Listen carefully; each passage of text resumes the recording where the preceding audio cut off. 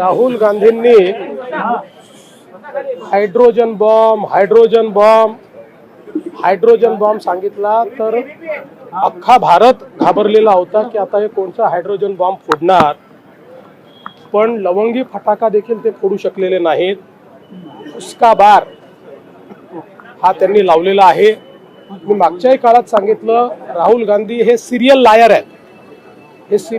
आहेत, रोज खोटं बोलायचं आणि गोबेल्सचं तत्व हे त्या ठिकाणी मांडायचं हा प्रयत्न त्यांचा असतो।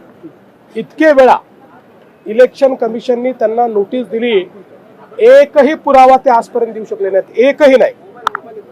इलेक्शन कमिशन मध्ये देऊ शकलेले नाहीत, न्यायालयात देऊ शकलेले नाहीत।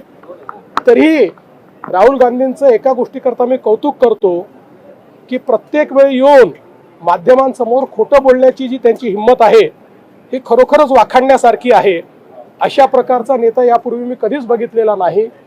ते किती खोटं बोलले तरी जनतेचा त्यांच्यावर विश्वास नाही। त्यांना जनतेतच जावं लागेल।